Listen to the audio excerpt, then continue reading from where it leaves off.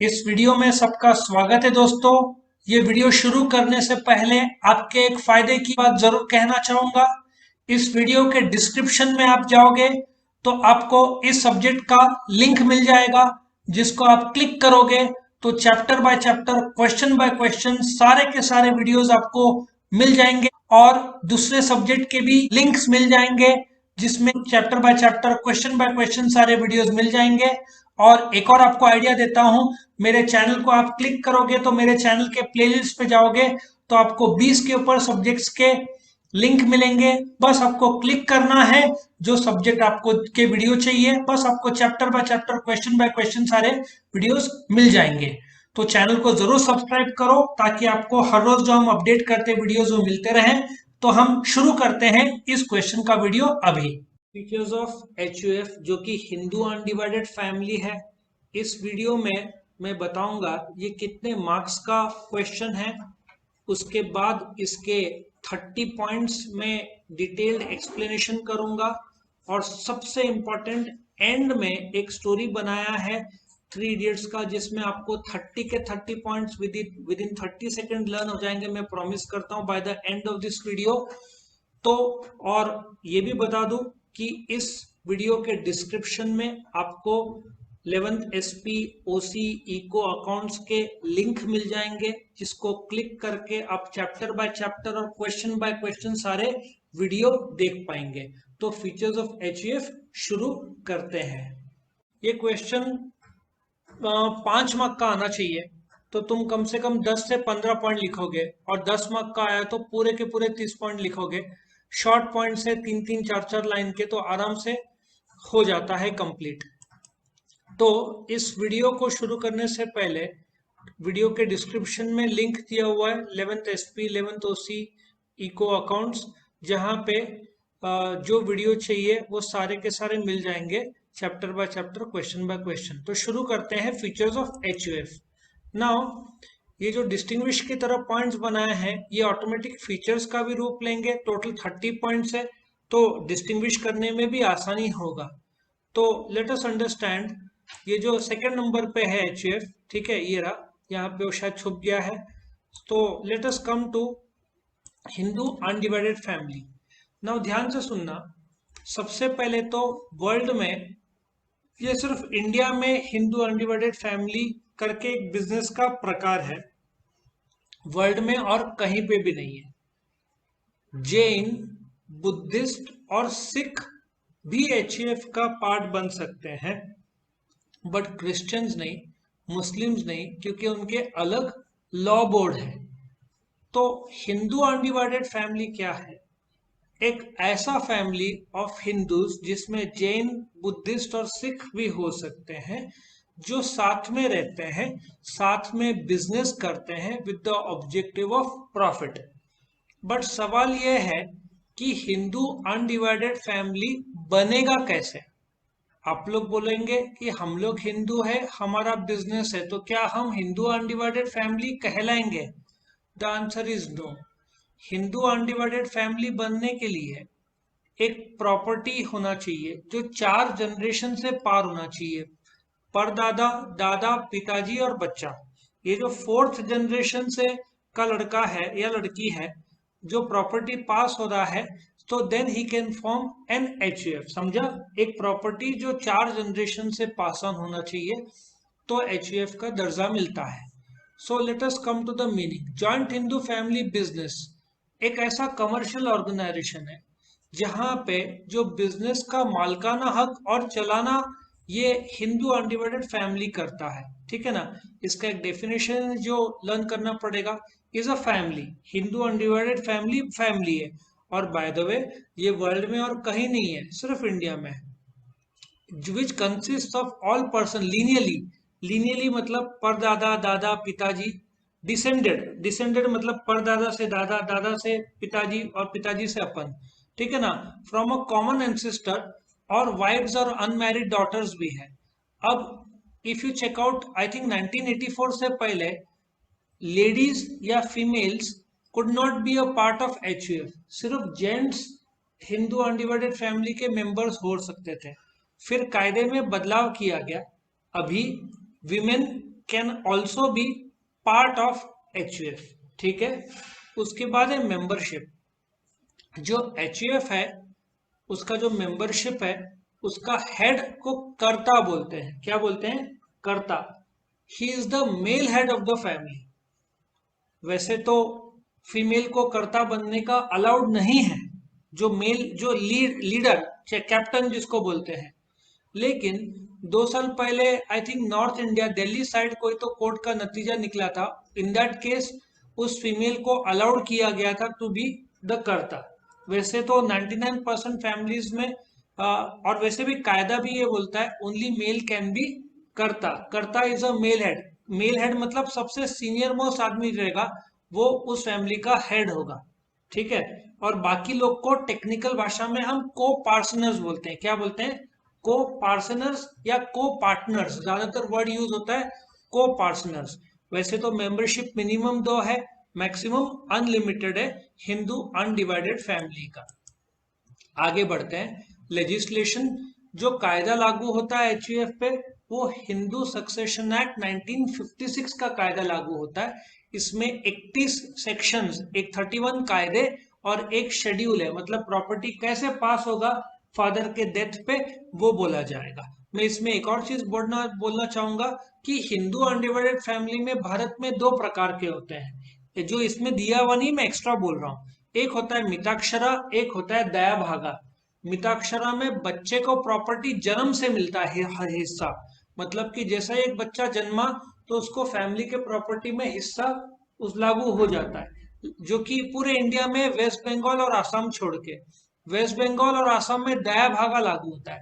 दया भागा में बच्चे को प्रॉपर्टी पे हिस्सा फादर के डेथ के बाद मिलता है।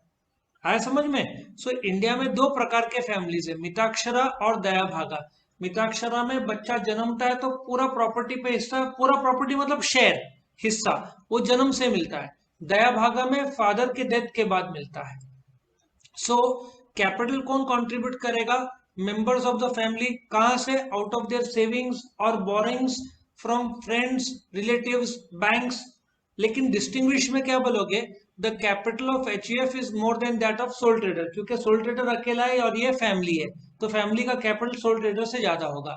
लीगल स्टेटस, यहाँ पे कोई लीगल स्टेटस नहीं है। मतलब एचयूएफ फैमिली बिजनेस पर केस हुआ मतलब ऑटोमेटिक एचयूएफ के मेंबर्स पर केस हुआ। ठीक है। फॉर्मेशन, ये फॉर्मेशन कैसे होता है? Bye operation of Hindu law. Hindu law क्या बोलता है? 4 जनरेशन से जो प्रॉपर्टी पास ऑन होना चाहिए तो ही एचयूएफ का फैमिली बिजनेस बना सकते हैं, वरना नहीं। रजिस्ट्रेशन कंपलसरी नहीं है एचयूएफ में, ये एक एडवांटेज बन जाता है। उसके बाद मैनेजमेंट। मैनेजमेंट कौन करता है? एचयूएफ का हेड कौन है? कर्ता। बाकी लोग को क्या बोलते हैं? को पार्टनर्स। सो कर्ता और को पार्टनर्स को मिलकर एचयूएफ का फैमिली बिजनेस को मैनेज करते हैं। प्रॉफिट और लॉस वो तो डेथ, जन्म और मृत्यु से बदलता रहता है। फॉर एग्जाम्पल 4 लोग हैं, 25-25 रुपया हो गया हर एक को, 25%। एक फैमिली, एक को बच्चा होता है तो कितने हो गए मेंबर्स? 4 + 1 5 हो गए। तो अभी प्रॉफिट शेयरिंग रेशियो क्या हो जाएगा? पहले 25 था, अभी कितना हो जाएगा? 20 हो जाएगा। So profit sharing ratio birth और डेथ से बदलता रहेगा। क्योंकि मैं मिताक्षरा स्कूल एज्यूम कर रहा हूं, क्योंकि बर्थ और डेथ से प्रॉफिट शेयरिंग रेशियो बदलता है। बर्थ हुआ तो मेंबर बढ़ गए तो हिस्सा कम हो जाएगा, डेथ है तो मेंबर कम हो जाएंगे तो हिस्सा बढ़ेगा।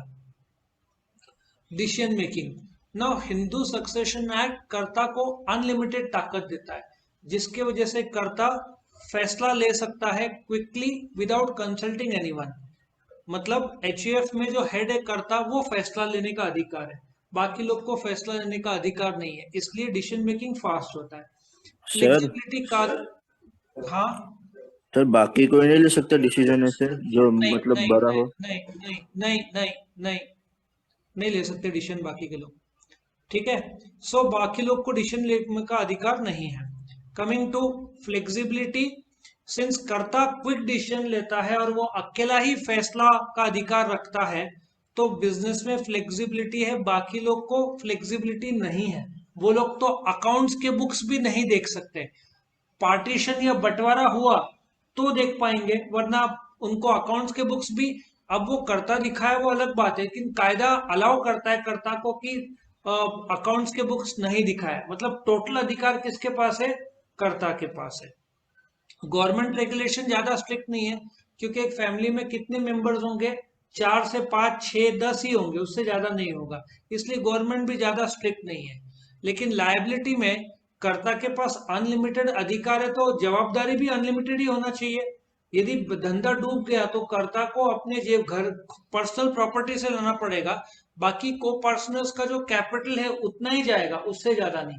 मतलब कर्ता का लायबिलिटी अनलिमिटेड है और बाकी को पर्सनल्स का लायबिलिटी लिमिटेड है, उनका ज्यादा से ज्यादा कैपिटल जाएगा, उनको पर्सनल प्रॉपर्टी देने की जरूरत नहीं है। बट यदि घाटा होता है तो एचईएफ का घाटा कम पड़ता है तो कर्ता को अपने जेब से भरना पड़ेगा, क्योंकि कर्ता को जब अनलिमिटेड अधिकार दिए हुए तो मिसयूज ना हो, इसलिए उसका लायबिलिटी अनलिमिटेड रखा गया, बाकी को पर्सनल्स का लिमिटेड रखा हुआ है। उसके बाद ऑडिट, अकाउंट्स जो बनाते हैं एचईएफ के लोग, वैसे तो कर्ता किसी को अकाउंट्स नहीं दिखाया तो भी चलता है क्योंकि कायदा अलाउड करता है। तो अकाउंट्स का ऑडिट जो बाहर का चार्टर्ड अकाउंटेंट को नहीं दिखाया तो भी चलता है, क्योंकि ऑडिट एचईएफ को कंपलसरी नहीं है। टैक्सेस, जो सोल ट्रेडर का टैक्स का रेट है 2.5 लाख तक माफ और ऊपर से 2.5 लाख तक रिबेट, मतलब देखा जाए तो 5 लाख तक माफ, वही एचईएफ को भी लागू होता है। सो सोल ट्रेडर और एचईएफ के दोनों के टैक्स के रेट सेम है। पहले 2.5 लाख तक माफ, फिर 2.5 लाख तक एक देखा जाए तो एक प्रकार का रिबेट मिलता है, 5 से 10 लाख के बीच 10% का सेम रेट से सोल ट्रेडर और एचईएफ के, और दोनों टैक्सेस लिमिटेड है। अब कंफ्लिक्ट, सो एचईएफ फैमिली में चांसेस रहते हैं झगड़ा होने को, जिसके वजह से बंटवारा हो जाता है। बंटवारे को पार्टीशन बोलते हैं। पार्टीशन दो प्रकार का होता है, एक टोटल और एक पार्शियल। टोटल पार्टीशन में 3 भाई है, तीनों अलग हो गए तो ये टोटल पार्टीशन हुआ। पार्शियल पार्टीशन में से 3 भाई में से एक अलग हो गया और 2 साथ में है, तो इसको पार्शियल पार्टीशन बोलते हैं। कंफ्लिक्ट तो होगा ही, फैमिली है तो साथ में डिफरेंस ऑफ ओपिनियन रहेगा, बाकी को पर्सनल्स को डिसीजन मेकिंग का अधिकार नहीं है, ठीक है ना, अकाउंट चेक करने का अधिकार नहीं है, फैसले लेने का अधिकार नहीं है, तो फिर फ्रस्ट्रेशन तो होगा ही। सीक्रेसी, सिंस इनको अकाउंट्स के बुक्स छापकर पब्लिक को दिखाने की जरूरत नहीं है, इसलिए total business secrecy is maintained. Objective क्या है एचईएफ का? प्रॉफिट। ऑपरेटिंग कॉस्ट क्या है? लो है। क्यों? क्योंकि बिजनेस छोटे पैमाने पे है, कैपिटल लिमिटेड है, तो साइज ऑफ बिजनेस छोटा है तो ऑपरेटिंग कॉस्ट भी लो होगा। डिवीजन ऑफ वर्क बहुत अच्छे तरीके से होता है, जो कि सोल ट्रेडर में नहीं होता, क्योंकि सोल ट्रेडर अकेला है। इसमें 3 4 भाई है, एक खरीदेगा, एक बेचेगा, एक अकाउंट्स देखेगा, है ना। ऐसा काम का बंटवारा भाई लोग और फैमिली के लोग अच्छे तरीके से बांट लेते हैं। नेक्स्ट है पब्लिक कॉन्फिडेंस। पब्लिक कॉन्फिडेंस सीधी बात है कि जैसे मैंने बताया था, फ्लिपकार्ट, अमेजन, रिलायंस, ये सब जगह से आजकल लोग बिग बाजार से ज्यादा खरीदना पसंद करते हैं, ज्यादा डिस्काउंट्स मिलता है। तो एचईएफ से ज्यादा कॉन्फिडेंस लोगों को बड़े ब्रांडेड जैसे कि अमेजन, फ्लिपकार्ट पे होगा रादर देन द एचईएफ का जो किराना शॉप, ज्यादातर तो ये किराना शॉप रहते हैं। कंटिन्यूटी, एक अच्छी बात ऐसे है कि यदि किसी मेंबर की डेथ हो गई तो बाकी मेंबर्स ऑफ द फैमिली धंधे को संभाल लेते हैं, तो धंधा बंद नहीं होता। सो कंटिन्यूटी काफी हद तक है, क्योंकि बाकी मेंबर संभाल लेते हैं। उसी प्रकार से स्टेबिलिटी भी है, सोल ट्रेडर से ज्यादा स्टेबिलिटी है, क्योंकि बाकी लोग संभालने की ताकत रखते हैं, कुछ भी हो रहा है उनके पास संभालने की ताकत है। उसके बाद क्या आएगा? Direct motivation. डायरेक्ट मोटिवेशन यहाँ पे रहता नहीं है। क्यों? क्योंकि एक एचईएफ का एक आदमी मेहनत ज्यादा करता है, 100 रुपए कमा के देता है, 4 भाई है, लेकिन उसमें से उसको सिर्फ 25 रुपए मिलना है, क्योंकि बाकी 3 भाई में बटेगा ना।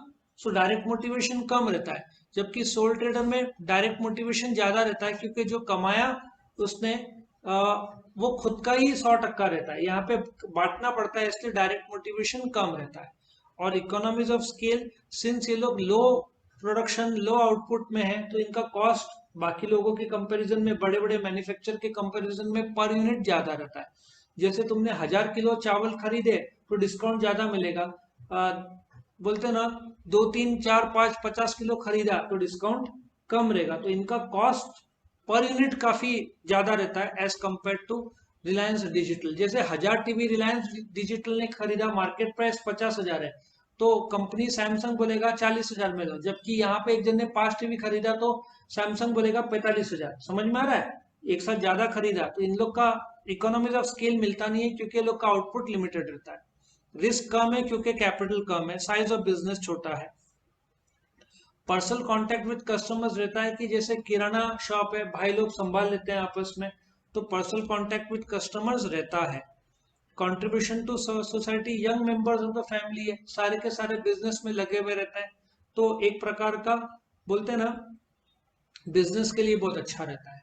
उसके बाद वोटिंग राइट्स, वोटिंग राइट्स पूरे तरीके से रहता है, क्योंकि नहीं पूरे तरीके से नहीं, वोटिंग राइट्स रहता ही नहीं है बाकी को पर्सनस को, सिर्फ कर्ता को ही रहता है, बाकी लोग को रहता नहीं है।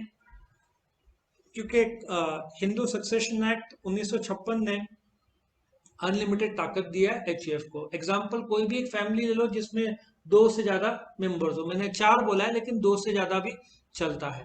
सो ये एचईएफ का 30 पॉइंट्स थे, सबको समझ में आया? यस और नो? समझ में आया? Very good. तो अभी हम क्या करेंगे, ये 30 पॉइंट्स लर्न करने के लिए मैं एक स्टोरी बताऊंगा जिससे आपको 30 के 30 पॉइंट्स लर्न हो जाएंगे। 3 इडियट्स मूवी का स्टोरी है, तो स्टोरी शुरू करते हैं। ये फीचर्स के आपके सामने टोटल 30 पॉइंट्स आ रहे हैं, ठीक है। अब इस 29 और 1A 1B है, तो इसको लर्न करने के लिए मैंने एक 3 इडियट स्टोरी बनाया है जिससे आपको 30 के 30 पॉइंट्स पूरे तरीके से लर्न हो जाएंगे। तो अभी स्टोरी शुरू करते हैं। ये फीचर्स हुआ, ये फीचर्स में मैंने जो 3 इडियट्स का स्टोरी बनाया वो मैं अभी एक्सप्लेन कर रहा हूँ, ठीक है। मेंबरशिप, लेजिस्लेशन और कैपिटल। अभी 3 इडियट्स का याद रखो, कोई भी डिस्टिंग्विश रहेगा तो पहला मीनिंग, डेफिनेशन और आखिरी पॉइंट एग्जाम्पल के तौर पर रहता है। इफ यू रिमेंबर 3 इडियट्स में जो पहला सीन है वो एक एरोप्लेन का सीन है, वो एरोप्लेन एंटर करता है। So point number, if you check out 1 और जो 1A और 1B क्या है, मीनिंग और definition. Now if you checkup point number 2 membership. अब इसको याद कैसे रखना है मैं बताता हूँ।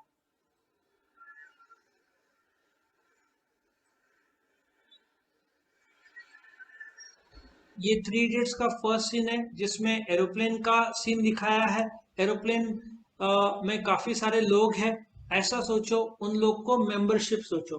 फिर याद होगा फरहान कुरैशी हार्ट अटैक का बहाना करता है, देखा जाए तो कायदा तोड़ता है ना, इलीगल, वो कायदा तोड़ता है। लेजिस्लेशन मतलब कायदा तोड़ के प्लेन को लैंड करवाने को लगाता है, और ऐसा एज्यूम करो कि प्लेन लैंड हो रहा है, ये फरहान कुरैशी हार्ट अटैक का बहाना करके प्लेन लैंड करने को लगाता है, और प्लेन कहाँ पे लैंड होता है, कैपिटल में, ऐसा सोचो।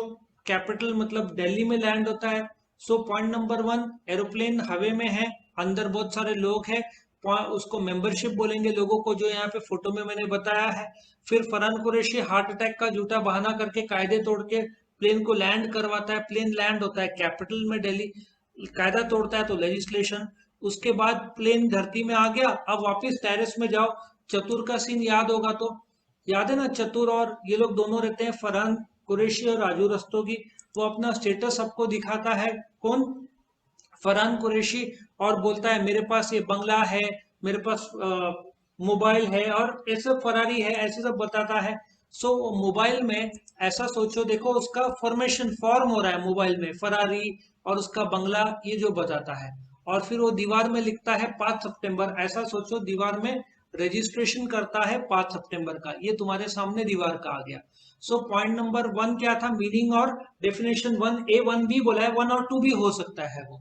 उसके बाद स्टोरी कहाँ शुरू होता है, प्लेन हवे में है, अंदर बहुत सारे लोग हैं, तो क्या बोलेंगे, मेंबरशिप। उसके बाद क्या होता है, फरहान कुरैशी कायदा तोड़ के प्लेन को लैंड करवाने को लगाता है, कहाँ पे, दिल्ली में, जो कि कैपिटल है।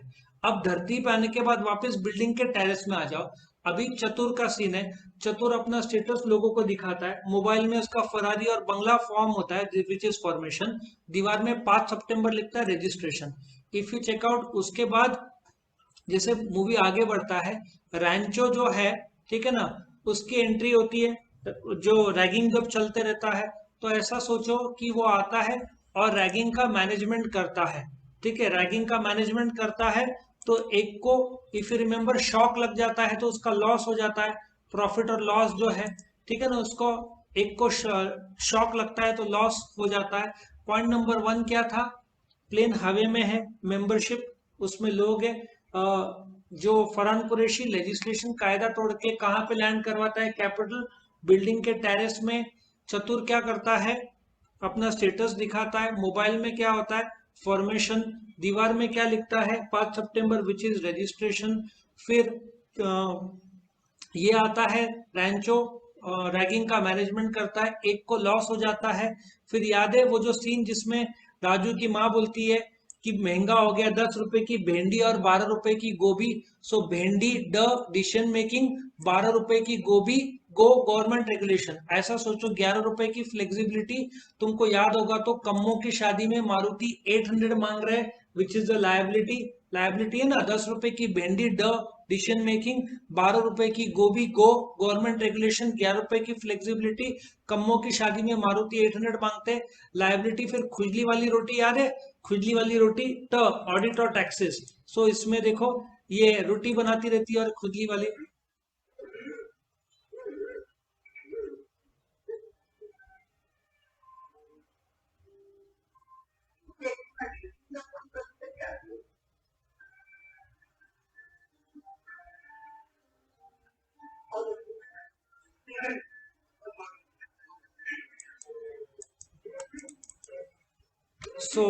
इसमें कुछ प्रॉब्लम आ रहा है तो मैं वापस से आगे बढ़ूंगा, नेक्स्ट पॉइंट में आऊंगा। ठीक है। इफ यू रिमेम्बर, जो वापस से रिवाइज करते हैं, प्लेन कहाँ रहता है, हवे में। वहां पे लोग होते हैं, मेंबरशिप। फिर वो कायदा तोड़कर लेजिस्लेशन कहाँ पे लैंड करवाता है, कैपिटल। फिर टेरेस का सीन, टेरेस में क्या होता है, वो अपना क्या दिखाता है, स्टेटस। मोबाइल में क्या होता है, फॉर्मेशन। दीवार में क्या लिखता है, रजिस्ट्रेशन। रैंचो की एंट्री, वो क्या करता है, रैगिंग का मैनेजमेंट। फिर एक को शॉक बैठ जाता है, लॉस। 10 रुपए की भेंडी डिसीजन मेकिंग, 12 रुपए की गोभी गवर्नमेंट रेगुलेशन, 11 रुपए की फ्लेक्सिबिलिटी। कम्मो की शादी में मारुति 800 मांग रहे, लायबिलिटी। ठीक है ना, खुजली वाली रोटी, ऑडिट और टैक्सेस। फिर वो लोग भूखे घर के बाहर निकलते हैं, आपस में झगड़ा करते रहते हैं, कन्फ्लिक्ट। याद है कन्फ्लिक्ट। उसके बाद वो लोग सीक्रेटली एक शादी में एंटर करते हैं, सीक्रेटली। और क्यों, क्योंकि उनका ऑब्जेक्टिव खाना रहता है, सबको भूख लगती है। ठीक है ना, सबको भूख लगी हुई रहती है तो ऑब्जेक्टिव खाना। देखो कैसे खाना खाते हैं, प्लेट भर भर के खाना खाते हैं लोग, तुमने देखा होगा, पूरा प्लेट भर देते हैं। उसके बाद उसके जूते में $300 शूज, पुदीने की चटनी गिर जाती है तो उसका कॉस्ट हो जाता है।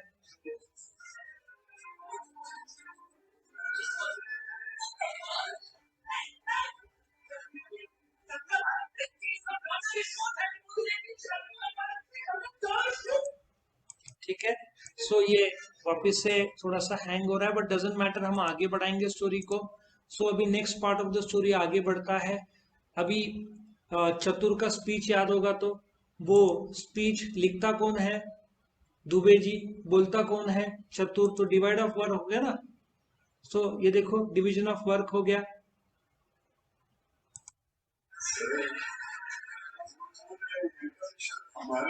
Division of work, Dubey ji speech लिखते हैं, चतुर भाषण देता है। किसके सामने देता है, लगातार पब्लिक के सामने देता है, और कंटिन्यूसली देता है, पब्लिक के सामने देता है और कंटिन्यूसली देता है। और बोलता है ना, अपने आप को इस काबिल बनाया है। याद है,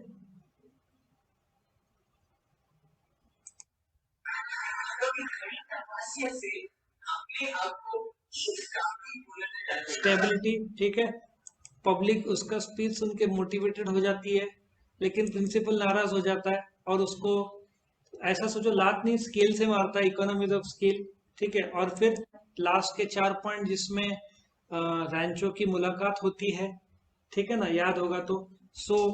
late us come to the point. याद है, राजू रस्तोगी पीयू को भगा के लेके जाता है, उसमें रिस्क रहता है। और फिर पर्सनल कांटेक्ट, आखिर के सीन में इसके साथ, रैंचो के साथ इन लोग का कांटेक्ट होता है। ये मूवी किसके लिए बनी है, सोसाइटी के लिए बनी है। और इसमें वोटिंग किया है कि बेस्ट। तो भी क्विकली एक और बार पॉइंट्स रिवाइज करें। ठीक है, पॉइंट्स क्या क्या है एक बार रिवाइज करो सारे के सारे। ये पॉइंट्स इधर आ गए। ठीक है, पहला पॉइंट क्या है, मीनिंग और डेफिनेशन। उसके बाद टेरेस, एरोप्लेन के अंदर लोग क्या है, मेंबरशिप। कायदे तोड़ता है, लेजिस्लेशन। प्लेन कहाँ लैंड होता है, कैपिटल में।